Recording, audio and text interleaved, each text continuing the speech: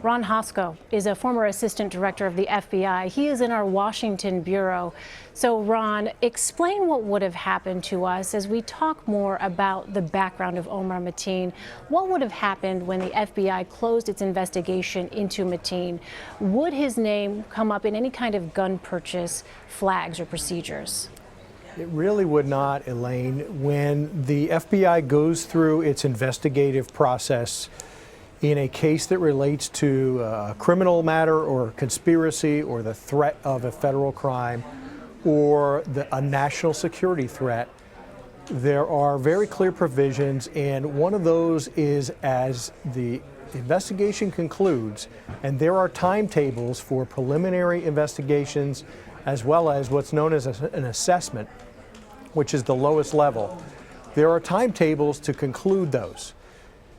That is all in the Attorney General guidelines that really form what the FBI can do and what they cannot do. And so there is no real electronic leash or tripwire to these cases, so that if the FBI concludes today that you do not pose a threat, and they do that fairly, these are human decisions, not made by a machine. They close that case today because there is no threat. And you change tomorrow. You bump into someone who radicalizes you, you read something on the internet, and you change tomorrow or next week. There is nothing that alerts the FBI that something just changed. And I think that is a space for a good conversation about those guidelines and about what we expect of the FBI. So it was interesting, Ron, to hear FBI Director James Comey didn't want to discuss whether Mateen had encrypted data on any of his devices, but our Jeff Pegues has reported that encryption does not appear to be an issue in this particular case for Omar Mateen. That being said, what Jeff has told us is that he very much had a presence on social media, Omar Mateen did. What would be the first steps, essentially, as authorities try to pull together all of those kinds of informational strands? Well, they will go look to the devices that he possessed in the nightclub, that he worked with or touched back home.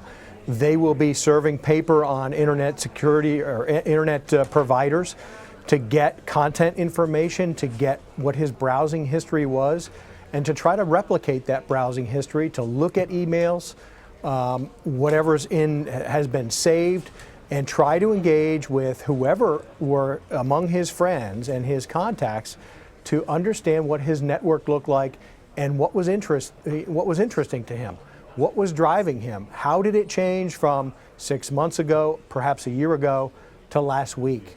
Something obviously changed in this man's background, and so the FBI wants to create that very robust picture to understand what drove him to this point. Was it a single actor? Was it someone overseas, or was it just him sitting on the internet looking at information that was interesting to him and pulled him in?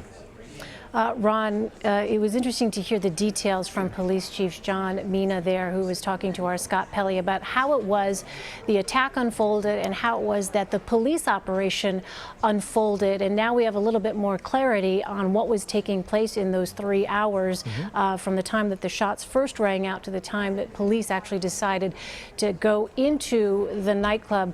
Based on what we know at this point, Ron, what do you make of the police response to this, given the fact that, as Scott noted, there was at one point a bluff on the part of Mateen that he was saying he was going to put these explosive vests, which never existed, but he was threatening to do that and put those on some of the hostages. What do you make of how the police handled this situation?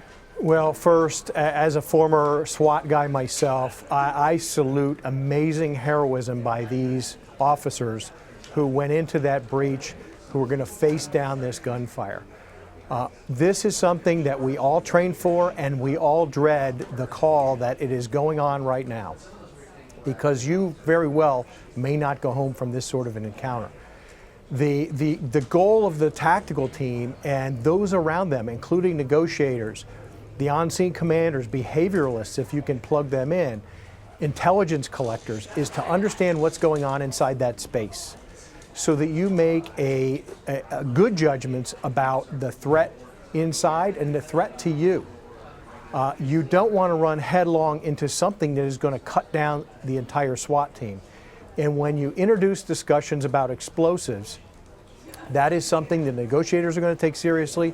They're going to relate to the tactical people so that you can make the best decisions. And now it could be the explosives, if there are some, are placed by the obvious entry points. And so the SWAT team, as they did here, are going to look for alternate breach points to maybe go in, to surprise, and to take advantage of speed and surprise and win this battle that is coming their way. So I think I will be the last to second guess the timetable here, because what we don't want to do is have a SWAT team go in and have that 12-man team or 11-man team be the next bodies that are taken out of that place.